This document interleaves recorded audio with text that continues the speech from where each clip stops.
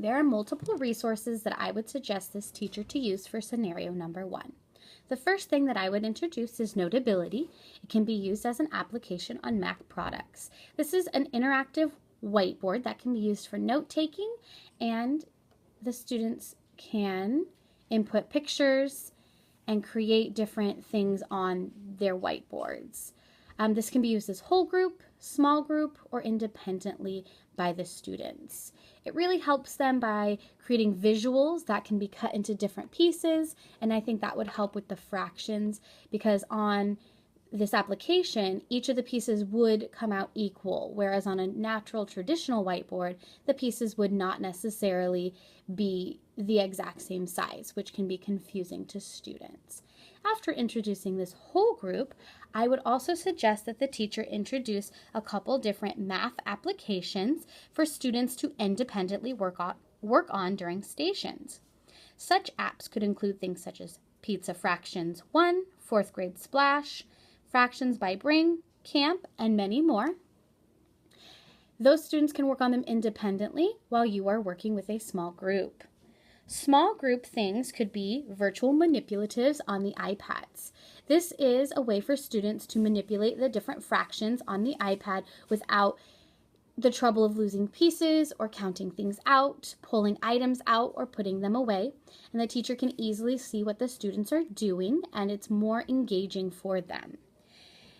Additionally, if there are still struggling students, the teacher could create QR codes that directs them to specific websites to help with math practice. To create a QR code, you just take the URL from the top of a website and you enter it into the box. After that, it will pop up with a picture such as this. Students scan that using a QR reader on their iPads. The website that I would direct students to would be YouTube to watch videos of specific fraction word problems.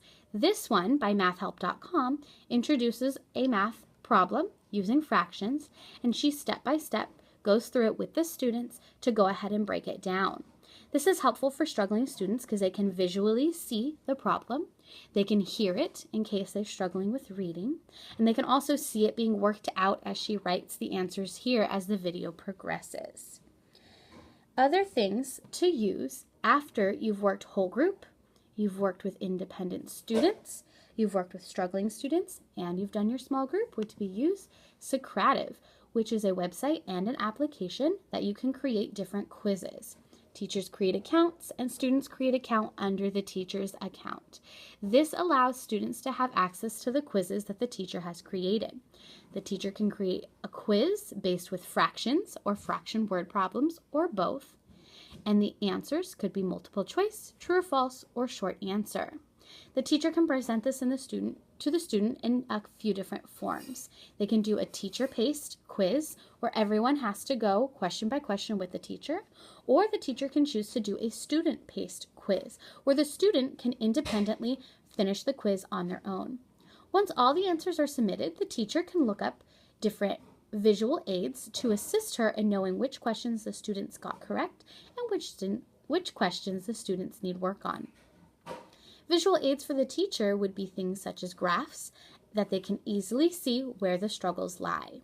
Using all these different technology resources that are all based with fractions and fraction word problems, or have the ability to help students practice fractions or fraction word problems, would be very useful in this scenario for this teacher.